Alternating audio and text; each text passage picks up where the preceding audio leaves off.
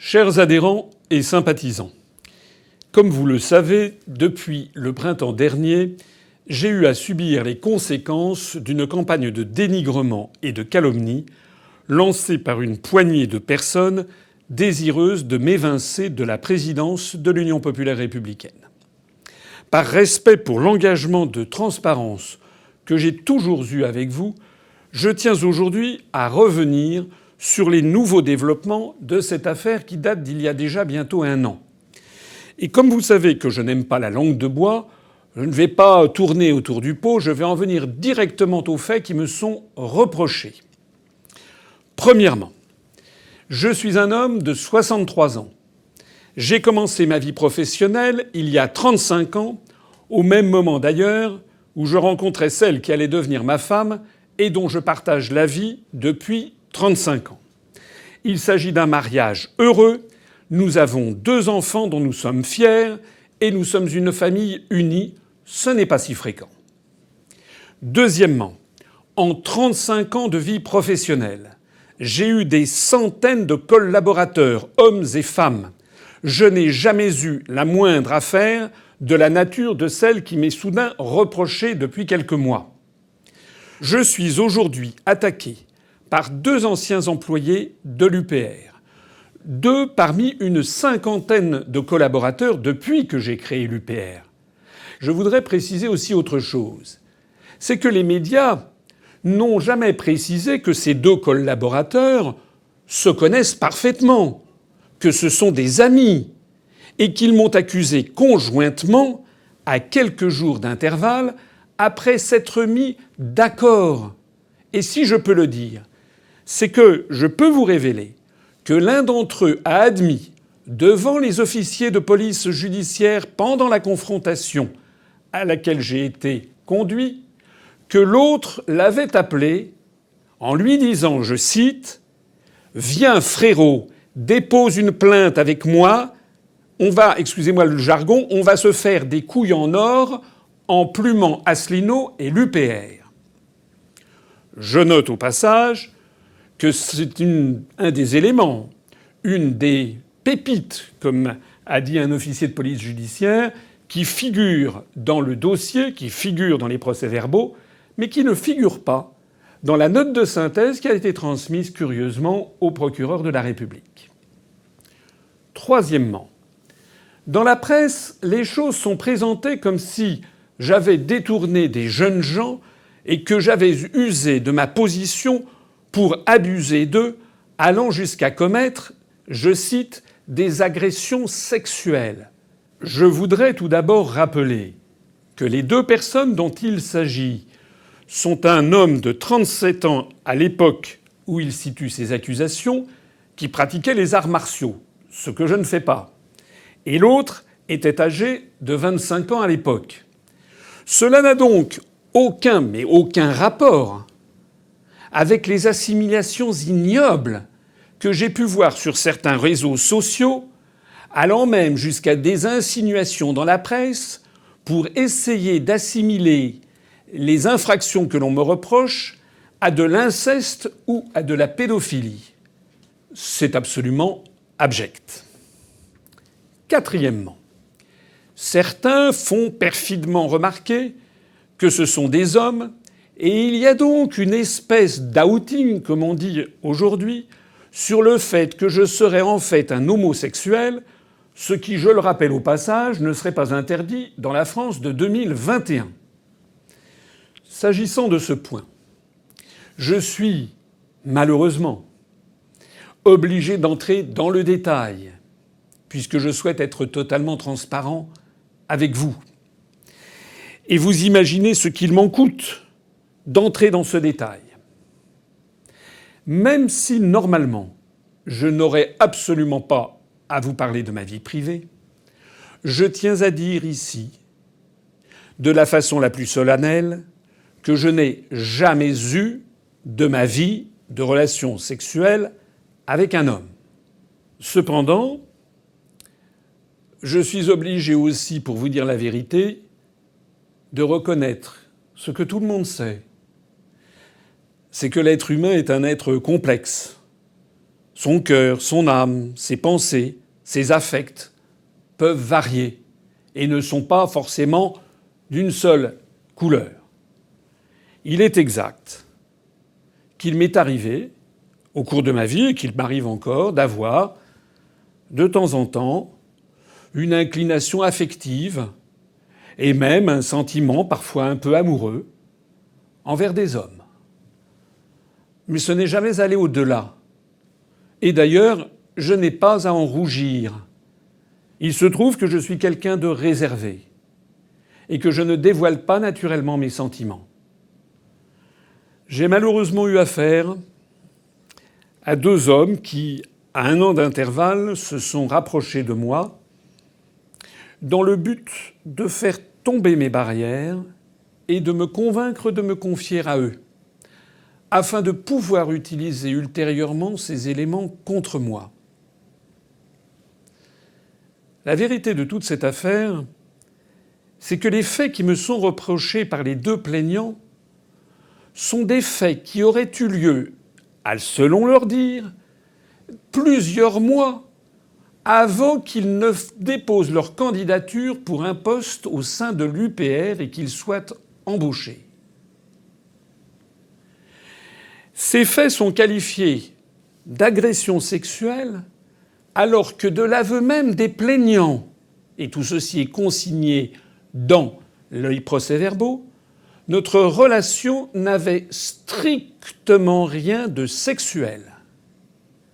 Et que les accusations les plus graves qu'ils portent à mon encontre, et que je dément catégoriquement, portent sur de prétendus baisers volés. Les accusations qu'ils portent contre moi ont été formulées de façon incroyable au moment où leur contrat à l'UPR arrivait à leur terme, c'est-à-dire plusieurs mois, et même, dans un cas, plusieurs années, après les prétendus faits dont ils m'accusent. J'avais alors refusé de céder à leur chantage, et mon intransigeance les a manifestement conduits à colporter les pires calomnies à mon encontre. Enfin, pour préserver le bon fonctionnement de la justice, je ne peux en dire plus sur les éléments à charge contre les plaignants, éléments qui figurent au dossier. Je ne peux qu'espérer que certains aveux particulièrement probants, des pépites, comme on dit les officiers de police judiciaire, qui ont été avoués par les deux plaignants, eh bien j'espère que ceci éclairera les faits d'un jour nouveau. J'espère que ces faits seront dûment investigués par le juge d'instruction. Voilà quels sont les faits. Maintenant, la procédure. Comme vous l'avez sûrement appris, j'ai été entendu il y a quelques jours par les enquêteurs saisis de cette affaire. Je m'attendais, bien sûr, à être convoqué pour apporter mes explications qui n'avaient jusqu'alors d'ailleurs jamais été entendues. J'avais d'ailleurs annoncé dès le mois de mai dernier que je me tenais naturellement à la disposition de l'enquête. Mais j'avoue que je ne m'attendais pas à la violence des procédés qui ont été employés contre moi et ma famille. Bien que je me sois rendu de mon plein gré à la convocation qui m'a été adressée par la police, j'ai été immédiatement placé en garde à vue. Je n'entrerai pas ici dans le détail de tout ce qu'impliquent ces 48 heures passées dans les locaux de la police, avec un cortège d'humiliation qui accompagne cette procédure, cortège d'humiliation dont l'objet, l'esprit, il faut bien le dire, est de tenter de briser psychologiquement la personne entendue. Tout au long de ces heures, où mes lunettes, comme mon alliance, m'avaient été retirées et où je ne pouvais rien lire, j'ai beaucoup pensé aux gilets jaunes non violents, dont on sait que la doctrine de la préfecture de police consistait eux aussi à les placer massivement en garde à vue, sans justification réelle, au plus fort des manifestations. Mais il n'y a pas eu que cela. Le parquet a jugé utile d'ordonner que l'on vienne chercher mon épouse sur son lieu de travail pour l'auditionner durant 3 heures. 3 heures. En l'accablant de questions plus sordides et intimes les unes que les autres. Mon avocat, qui a une longue expérience en matière pénale, m'a dit n'avoir quasiment jamais vu ça, même dans le cadre d'enquêtes sur des accusations beaucoup plus graves que celles portées contre moi. Il y a encore autre chose. Mon domicile a été perquisitionné et toutes les données de mon téléphone et de mes ordinateurs ont été saisies. Ah, c'est assez commode dans la France de 2021 de pouvoir saisir toutes les données informatiques d'un responsable de l'opposition sur la foi de simples accusations sans rapport avec la vie politique. Au cours de ces 2 journées difficiles, j'ai pu découvrir aussi un dossier d'enquête mené, hélas, exclusivement à charge et dont les conclusions semblaient avoir été écrites à l'avance. À l'issue de cette garde à vue, j'ai été reçu brièvement par la juge d'instruction qui a décidé de me mettre en examen après une très courte audience d'une 20aine de minutes. C'est là que nous en sommes. En toute sincérité, je vous avoue qu'il y a de quoi ressortir anéanti de 2 jours et demi de ce traitement, surtout quand on n'y est pas du tout habitué, bien entendu, et plus encore quand on se sait parfaitement innocent. Mais l'adversité à laquelle j'ai dû faire face dans cette affaire, qui n'est en fait rien d'autre qu'une tentative d'assassinat politique, a renforcé encore ma combativité.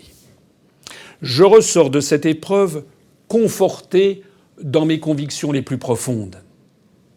En effet, je ne peux m'empêcher d'observer un extravagant 2 poids 2 mesures judiciaire, alors que des responsables politiques de la majorité, certains siégeant au sein même du gouvernement, font l'objet d'une impressionnante mansuétude de la part du parquet, manifestement très peu empressé d'enquêter sur les faits qui leur sont reprochés, j'ai eu droit, moi, au traitement que l'on réserve habituellement aux pires criminels, au prétexte de prétendus baisers volés. Pour être parfaitement honnête, et parce que je crois que c'est particulièrement édifiant sur les motifs véritables de toute cette affaire, je vous dis que l'un des enquêteurs qui m'interrogeait m'a conseillé, en off comme on dit, c'est-à-dire en dehors du moment de la rédaction du procès-verbal, il m'a conseillé benoîtement d'arrêter la politique. Il m'a dit « Monsieur Asselineau, vous avez 63 ans, vous avez encore une belle 20aine d'années devant vous. Pourquoi est-ce que vous n'envisagez pas de prendre votre retraite dans votre maison de campagne ?» en sous-entendant que ça m'attirerait moins de problèmes. De la même manière, il a été conseillé aussi à mon épouse d'essayer de me convaincre d'arrêter la politique. Ainsi, plusieurs choses m'étonnent, ou devrais-je dire ne m'étonnent finalement pas tant que ça dans cette affaire, compte tenu de ce qu'est devenue la France. La première de ces choses qui m'étonnent, c'est le calendrier judiciaire, qui est pour le moins particulièrement opportun pour les dirigeants français actuels. En effet, plus de 8 mois se sont écoulés depuis le début de l'enquête, et plus de 6 après les auditions en cascade des témoins réels ou prétendus dont la plupart d'ailleurs n'en avaient pas fait mystère à l'époque. Je m'attendais donc à être entendu beaucoup plus tôt. Au lieu de cela, on a laissé l'affaire sommeiller. Et force est de constater que la voici opportunément ressuscitée à 1 an du sprint final de la campagne présidentielle, en pleine période de recomposition des forces politiques et placée opportunément dans le long circuit de l'instruction judiciaire. De sorte qu'avec les délais de la justice, je ne puisse probablement pas me prévaloir d'un jugement blanchissant définitivement mon nom avant l'élection présidentielle. Vous commencez à comprendre ? Et pourquoi cela ?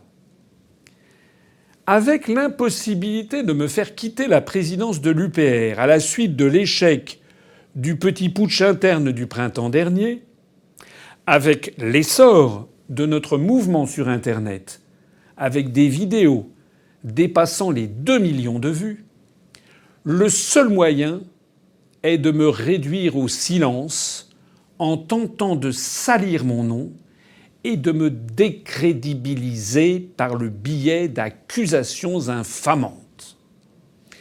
Au fond, il s'agit d'empêcher les Français d'entendre tout notre message et l'impérieuse nécessité du Frexit pour libérer et sauver notre pays de l'abîme. À l'instar de ce que l'on a vu et de ce que l'on a pu observer en Grande-Bretagne avec le Brexit, il faut comprendre que des forces immenses aujourd'hui en France font tout et continueront de tout faire pour empêcher le Frexit. Le combat qui est le mien depuis 14 ans, qui est le vôtre si vous m'avez rejoint, c'est le combat du peuple contre des dirigeants sans foi ni loi. C'est le combat du pot de terre contre le pot de fer.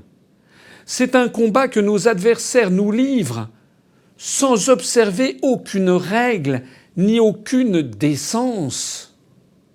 D'ailleurs, si vous regardez l'histoire, y compris et surtout l'histoire contemporaine, les hommes et les femmes qui se sont levés pour défendre la liberté contre l'oppression ont très souvent, je dirais même presque toujours, fait l'objet de mises en accusation judiciaires plus ou moins infamantes, dont le but était justement de les empêcher de continuer leur combat et de les réduire au silence. Je pense que vous avez tous des noms à l'esprit. Je peux vous dire que depuis quelques années, on a dû passer ma vie au peigne fin pour essayer de trouver la moindre aspérité qui aurait pu servir à me discréditer. Ça fait 14 ans que je suis à la tête de l'UPR et que je suis un caillou dans la chaussure des européistes et des euro-atlantistes qui ont mis la main sur le pays et que ce caillou ne fait que grandir. Donc je sais qu'ils ont tout cherché. Il se trouve que mon casier judiciaire est vierge et pas seulement le formulaire B3. Il se trouve que je n'ai jamais fraudé le fisc. Il se trouve que je n'ai jamais eu affaire à la justice. Il se trouve que je n'ai aucun conflit d'intérêts. Il se trouve que je ne suis pas animé par l'amour de l'argent. Il se trouve que je n'ai pas la main baladeuse sur les enfants, comme des policiers ont osé le demander à ma femme.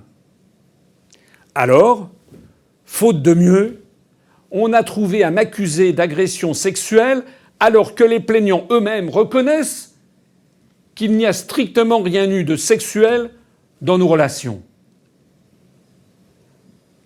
Il me semble que cette manœuvre est grossière, qu'elle crève les yeux. J'en ai vu d'autres, et je pense que vous aussi, mais celle-ci est peut-être la plus violente, la plus déstabilisante, la plus infamante qui m'ait été imposée.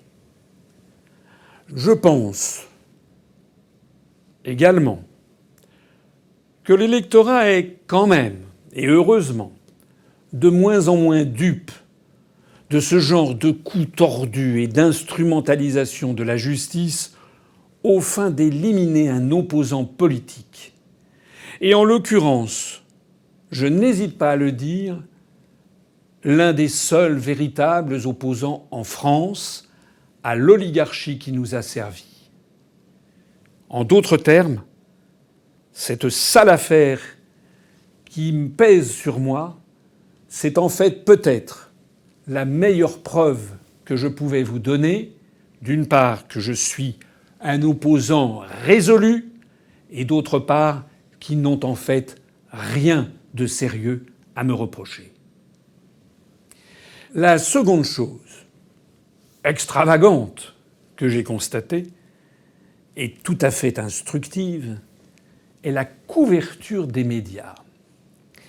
J'ai découvert avec stupéfaction que la nouvelle de ma garde à vue s'est ébruitée très rapidement, en violation totale du principe du secret de l'enquête, et que l'ensemble des médias du pays s'en sont fait l'écho, depuis la plus grande presse nationale jusqu'à la presse locale, en passant par la presse régionale, des matinales de radio aux 20h de France 2.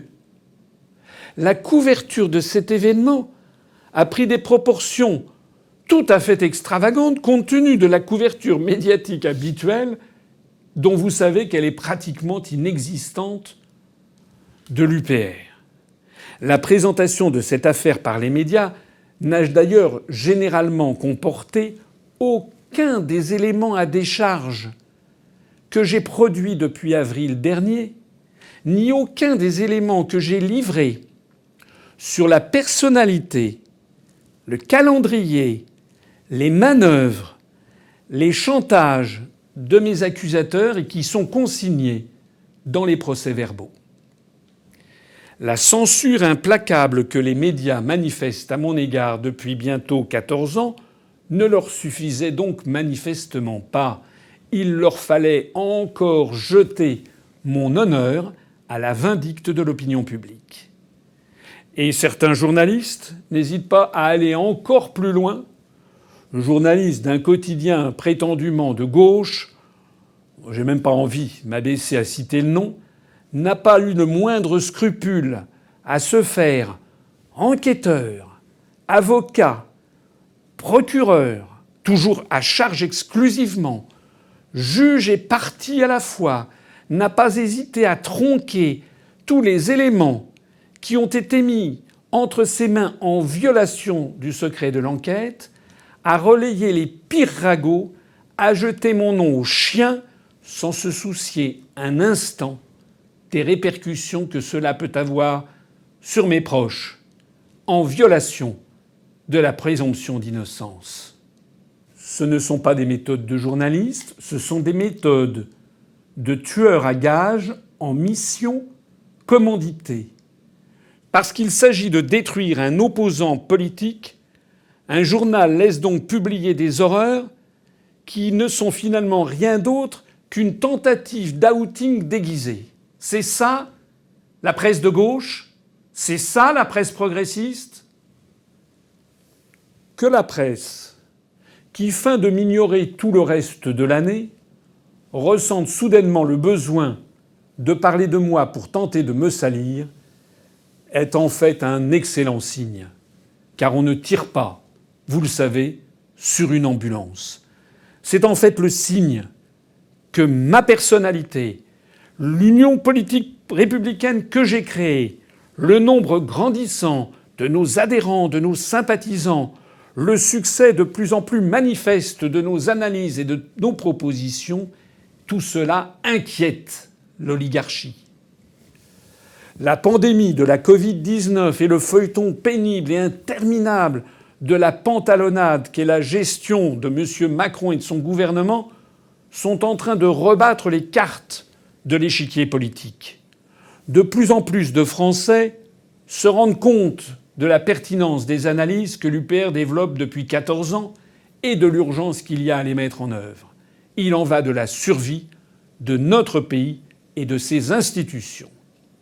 C'est pourquoi, malgré l'adversité sans cesse plus grande à laquelle je devrais faire face à mesure que nous apparaissons comme l'alternative la plus crédible au chaos dans lequel M. Macron est en train de plonger la France et auquel les opposants ne peuvent remédier en rien, je continuerai à œuvrer pour le rassemblement, au-delà des clivages, des citoyens et des forces politiques désireux de rendre à notre pays sa souveraineté dès la prochaine échéance présidentielle. Vive la République et vive la France!